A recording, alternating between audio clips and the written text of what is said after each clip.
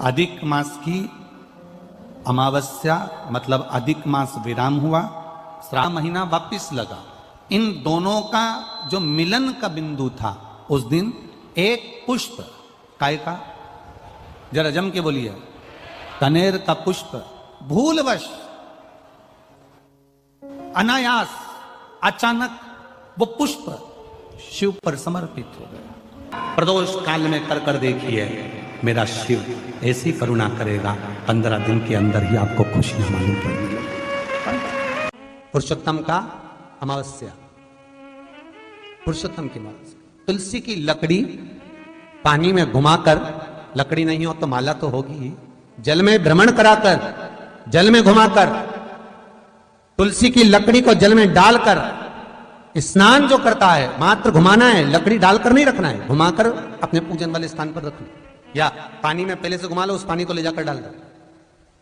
अमावस्या स्नान जो जीव करता है, पुरुषोत्तम की अमावस्या का शिव महापुराण की कथा कहती है, जितनी वर्ष में सोमती पड़ती है, सोमती अमावस्याएं पड़ती हैं, शनिचरी अमावस्याएं पड़ती हैं, सारी अमावस्या का पुण्य उस जीव के खाते में चला जाता है। अमावस्या का स्नान शिव महापुराण की कथा कर रही है। अमावस्या अधिक मास के 30 दिन पूरे हो रहे हैं। अमावस्या का दिन था, दूसरे दिन अधिक मास का जब संजोग होता है, विराम का दिन होता है। आपको कथा में भी पहले कहा, मेहमान तुम्हारे यहां रहते हैं जब तक बच्चों को कुछ नहीं देते हैं। मेहमान जिस दिन जाते हैं 200-500 रुपए बच्चों को दे जाते हैं। अधिक मास का विराम का दिन वापिस मध्य का प्रारंभ का दिन वापिस हो जाता है। जब अधिक मास विराम होगा, 33 कोटि देवता, यक्ष, गंधर्व, देवता, पितर सब उस दिन लुटाते हैं, संपदा देते हैं, बेबहू देते हैं।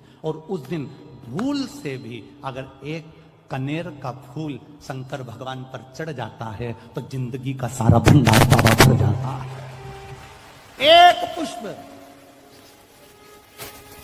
कनेर देखा है, पंचपुष्प शिव महापुराण की कथा बाची है पहले, उसमें कनेर के फूल का भी दर्शन कराया था। ये रोड के ज्यादातर लोग ये कनेर का जो फूल है ना रोड के बीच में लगा देते, क्योंकि उसको जानवर भी नहीं खाता, पशु भी नहीं खाता, पक्षी भी नहीं खाता, जहरीला लगता होता, पीले कलर का होता, लंबा, काम भी कुछ नहीं आता, बस वो कनेर का फूल, और आंधी तूफान पानी गिरता है तो जमीन पर टपक जाते, ढेर सारे गिर जाते। देखे कि नहीं देखे?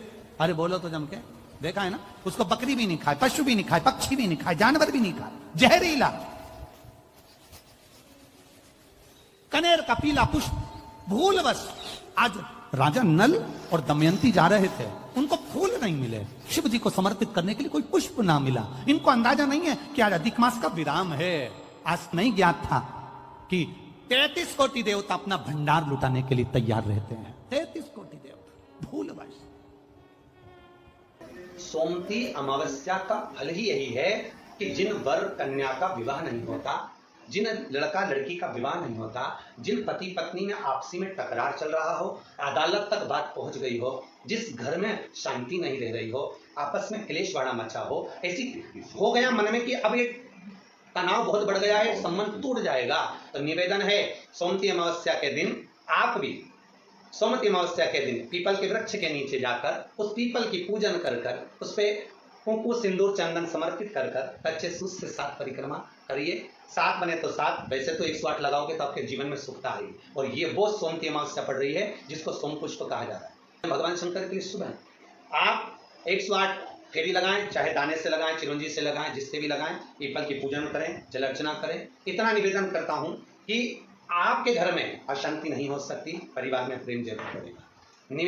निवेदन है जिसके घर में क्लेश बहुत मचा हुआ है, या कोई पैसा खाकर चले गया, धन नहीं दे रहा, रुपया नहीं दे रहा, और बहुत मशक्कत कर लिए, हाथ जोड़ लिया, पांव पड़ लिया, रुपया नहीं दे रहा, तो काली तिल्ली को पानी में गला दीजिए और पानी में गलाकर उसको सुबह पीस लीजिए। सोमती अमावस्या के दिन सुबह पीस लो, पीस कर एक कटोरी में उसमें पीला चंदन मिला लीजिए, उसको लेकर जाइए। 1 लोटे में दूध और जल लेकर जाइए, 5 बेलपत्र लेकर जाइए, शंकर के मंदिर में पहुंचिए।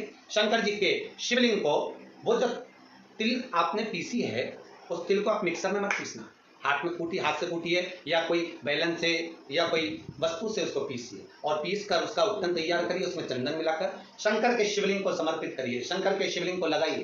केवल शिवलिंग को ही नहीं, भगवान शंकर की संपूर्ण जलाधारी पर, जहां शंकर भगवान की बेटी अशोक सुंदरी है, कार्तिकेय जी हैं, गणेश जी हैं, उस पूरे जलाधारी में जहां पार्वती मैया भी विराजमान है, पूरी जलाधारी को समर्पित करिए। समर्पित कर कर त्रिपुंड लगाइए, अपनी 3 उंगलियां उसी चंदन पर फेर दीजिए। फेर कर अपनी कामना कर कर बेलपत्र चढ़ा दीजिए। 5 या 7 बेलपत्र आपके भाव से आप शिव को समर्पित कर दीजिए।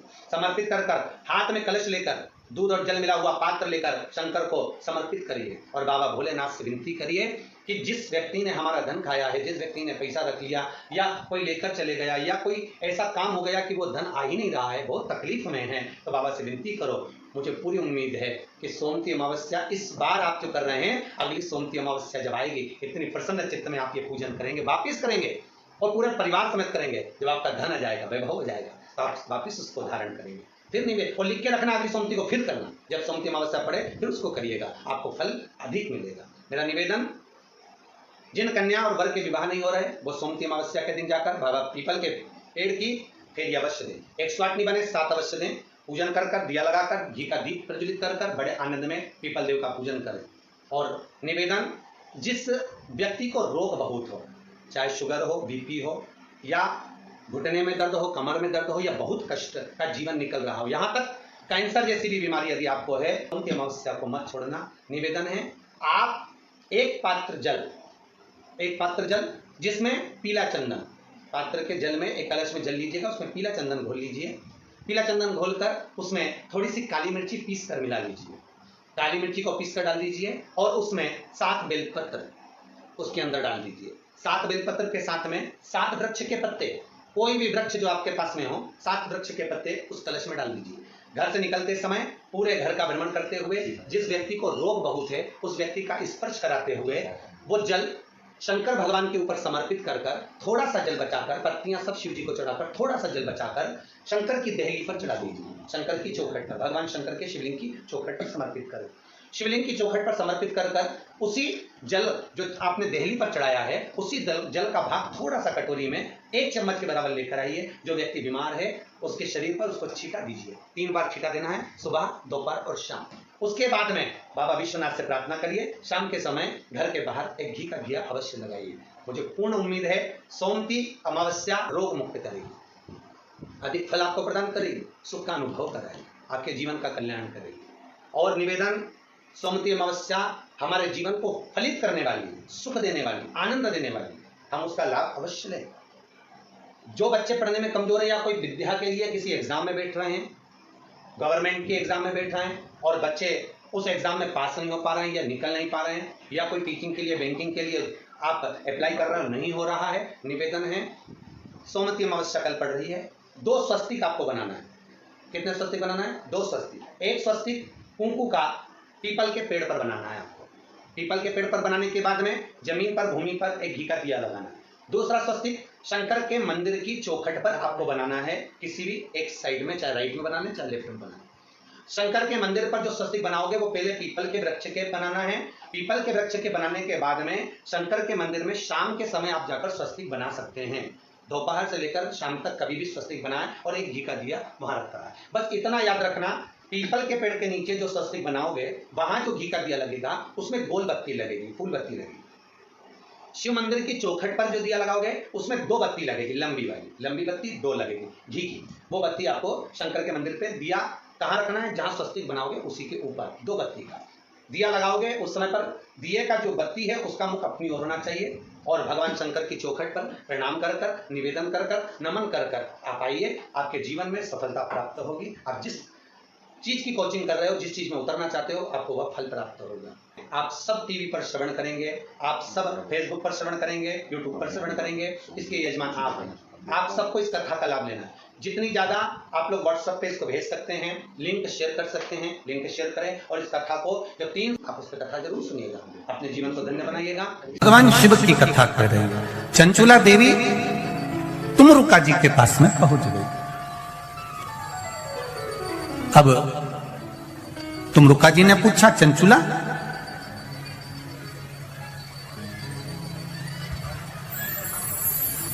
तुम यजमान ढूंढने के लिए गई थी शिव महापुराण के लिए, किसी को जोड़े से बिठाना है, आप ढूंढने गई थी, कोई मिला? चंचुला देवी कहती हैं मैंने पार्वती जी से पूछकर शिव जी की आराधना करी, भगवान शंकर को जल चढ़ाया, शिव जी की पूजन करी, पर शंकर भगवान प्रसन्न ही नहीं होते, प्रकट ही नहीं होते।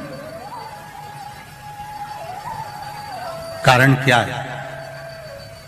तुमरुका जी ने कहा तुम्हारे पूजन करने से शंकर प्रसन्न नहीं हो रहे, नहीं हो रहा। कारण क्या है? पता नहीं।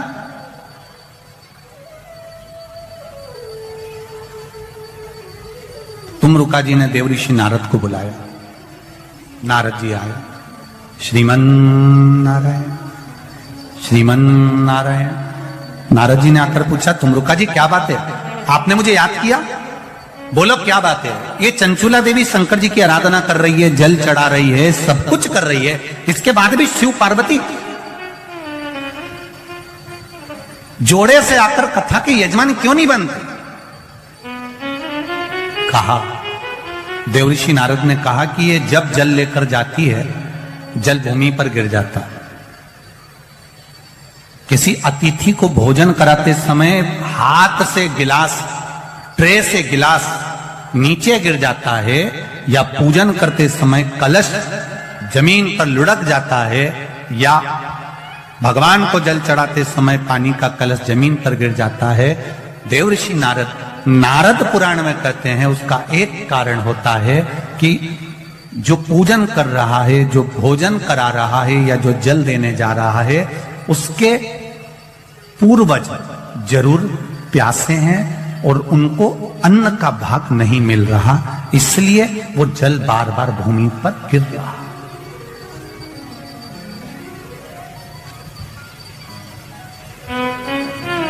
आपके साथ में भी अगर ऐसा होता हो,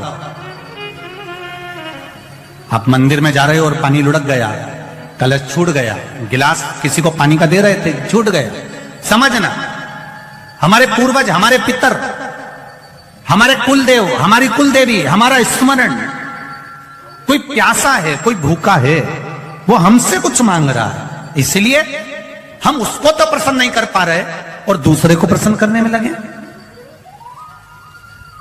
हम कई बार कथा में कहते हैं, आज फिर कह रहे हैं, घर में धर्म पत्नी विराज रही है, घर के अंदर धर्म पत्नी रह रही है, तू कभी भी उससे प्रसन्न होकर बात नहीं करता, और ना जाने फोन पर जब भी बात करेगा तो चेहरे पे स्माइल रहती है।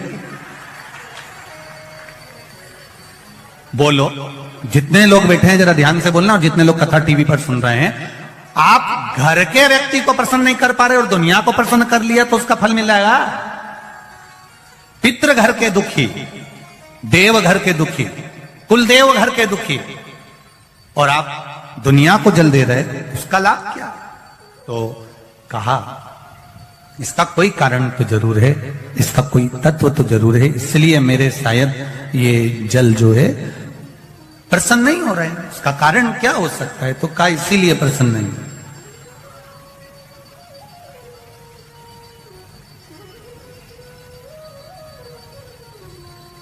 ये धर्म पत्नियां जो होती हैं ना, ये बहुत ध्यान रखती हैं अपने पति के चेहरे का। ये केवल करवा चौथ पे चेहरा नहीं देखती है। तो इस अंदाजे में मत रहना कि करवा चौथ पे अकेले वह चलनी में मुंह देख लिया। ये वो करवा चौथ पे जो मुंह देखती हैं, उस स्माइल को बाकी के दिन की स्माइल से मैच करती रहती है पूरे साल।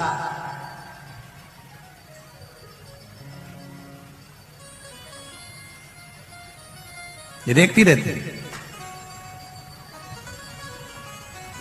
महाराज, अब चंचुला देवी को मालूम पड़ गया, देवऋषि नारद ने कह दिया जरूर इसके घर के पूर्वज, बिंदु को जल नहीं मिला है, पूर्वज को जल नहीं मिला, जरूर कोई बात है, क्या करा जाए?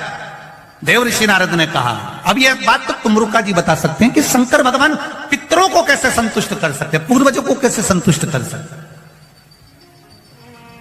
वह हाथ से पानी गिरना कैसे बंद हो सकता है, जल का पात्र ले जाते समय गिरना कैसे बंद हो सकता है, वो कैसे बंद हो सकता है? ये तुमरुका जी कर सकते हैं।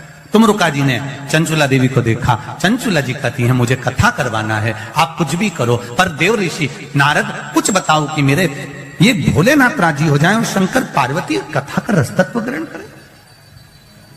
अब कहो कुछ। तुमरुका जी ने कहा, चंचुला तुम शिव जी की आराधना तो करती हो,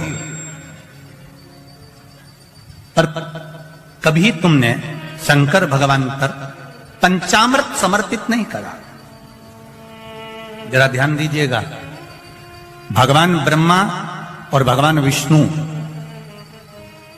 को सबसे ज्यादा प्रिय है खीर, आटा सिका हुआ का जो सीरा बनता है, पंजेरी बनती है, वो भगवान ब्रह्मा और भगवान विष्णु की प्रियता है, भगवान सत्यनारायण जी की प्रियता प्रसाद।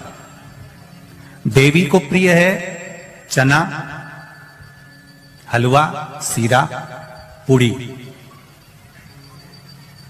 सरस्वती जी को, राम जी को, दत्त को, भगवान नारायण को प्रिय है केसरिया भात। पर 33 कोटि देवी देवताओं में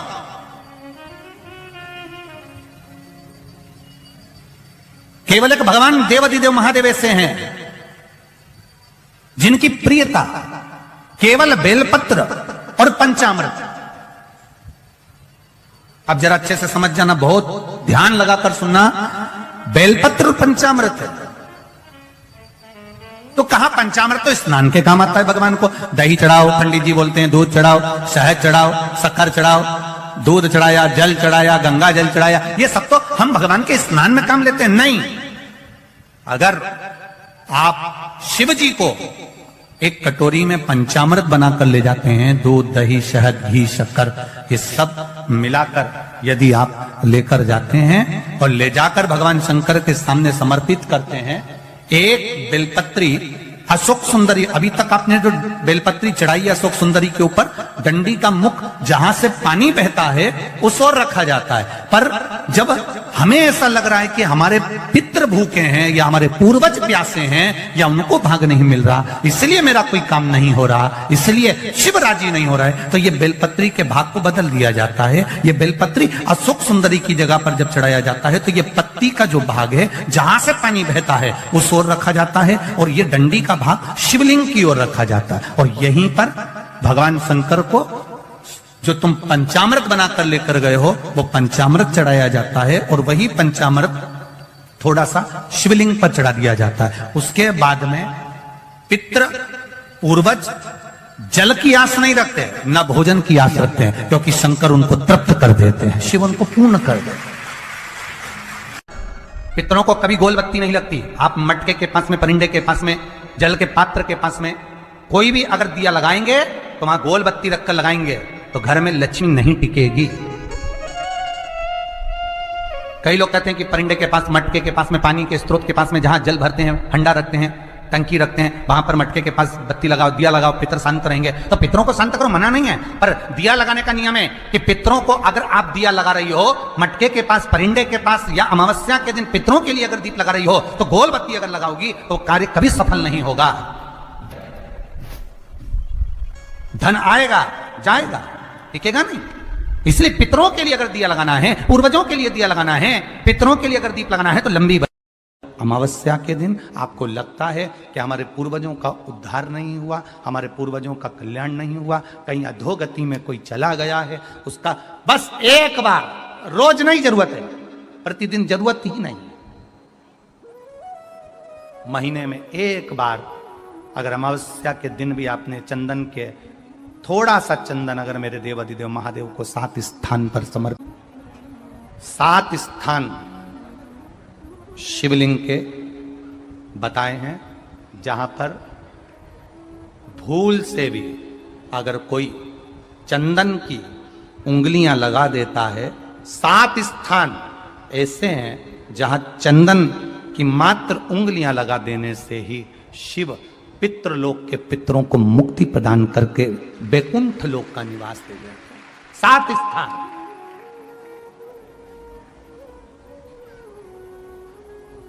और वो 7 स्थान जो चंदन के बताए गए हैं, पहला भगवान देवाधिदेव महादेव के शिवलिंग पर चंदन का लेपन, समझ लेना जरा बहुत अच्छे से। आपको लगता है स्वप्न में कोई मुर्दे दिख रहे हैं या कोई जल रहा है या कोई मर रहा है या कोई चला गया है, ऐसा भय लगता है। बच्चों को मानी भेजूंगी ऐसा हो जाएगा, पति को मानी भेजूंगी ऐसा हो जाएगा, कोई हमारे कोई गलत तो नहीं कर रहा है, आपको लगता है। 7 स्थान चंदन के बताएं महाराज। पहला शिवलिंग, दूसरा जहां गणेश जी का स्थान है, मालूम है ना सबको, जम के बोलो जरा, मालूम है ना सबको, जहां गणेश जी का स्थान है वहां अलग से गणेश जी बैठे, वहां नहीं। शिवलिंग में जलाधारी के ठीक सामने राइट में गणेश, लेफ्ट में कार्तिकेय, बीच में अशोक सुंदरी। तो पहला चंदन बाबा के शिवलिंग पर, दूसरा गणेश जी पर चंदन की उंगली, तीसरा षडानंद कार्तिकेय पर चंदन की उंगली, चौथा अशोक सुंदरी पर चंदन की उंगली, पांचवा जलाधारी पर चंदन की उंगली, छठा जो शिवलिंग का जल बह रहा है इसके ठीक विपरीत की ओर चंदन की उंगली, और सातवां चंदन नंदी के मस्तक के ऊपर जो 2 सींग लगे रहते हैं उस पर चंदन की उंगली। ये कब लगाई जाती है, या तो किया है। अशोक यहाँ पर वर्णन कर रही है, मैना, धन्या और कला की कथा कर रही है। तीनों ने सनकादि ऋषियों से मांगा। चंदन भगवान को अति प्रिय होता है, और चंदन ही एक ऐसा होता है जो पितरों को भी प्रिय होता है, जिसका स्पर्श मात्र लगने से पूर्वजों का कल्याण हो जाता है, वो चंदन का। 7 छोटी सी एक कटोरी, उस कटोरी में धान भर लीजिए, चावल, उसमें एक लौंग और एक बेलपत्र, बस ये रख लीजिए। जो हंडा होता है, घर में पानी का मटका होता है, पितरों का जो स्थान होता है जहां पानी पीते हैं अपन, मटका, हंडा, टंकी, बाल्टी, जो भी हो। आजकल तो लोग आरओ लगा लिए हैं, तो नीचे भी तो मटका रखते होगे, हंडा रखते होगे, टंकी रखते होगे, उसी के पास में वो कटोरी रख दीजिए। 14 की रात्रि, अमावस्या के दिन उस कटोरी का चावल, बेलपत्र, ये सब शिव मंदिर के अंदर आप कोई भी एक स्थान पर, कोई दोने के अंदर रखकर या कागज के अंदर रखकर, शिव स्थान पर, शंकर के मंदिर में शिवलिंग को केवल स्पर्श कर कर जमीन पर ही, उसको एक कागज में या दोने में, उसको जहां जलाधारी होती है उस जलाधारी के पास में गणेश वाले स्थान पर अन्न रखते हैं। जब हम चावल और एक बेलपत्र और एक लौंग जो रखते हैं, वो हम गणेश जी वाले स्थान के साइड में रखते हैं, नीचे की ओर रखते हैं। और मेरा बहुओं से निवेदन है, बेटियों से निवेदन है, माताओं से निवेदन है, आपको कह दिया कि पितृदोष है, तो आपको घबराना नहीं है कि महाराज जी मुझे क्या करना पड़ेगा। पितृदोष है, एक चावल का दाना घर में से लीजिए, हथेली पर रखिए, पानी का जो मटका होता है, हंडा होता है, पानी का जो मटका है, हंडा है, जहां पर रसोई घर में तुम पानी रखते हो, उस हंडे के पास में, मटके के पास में उस चावल के दाने को लेकर जाइए, अपने पितरों का स्मरण कर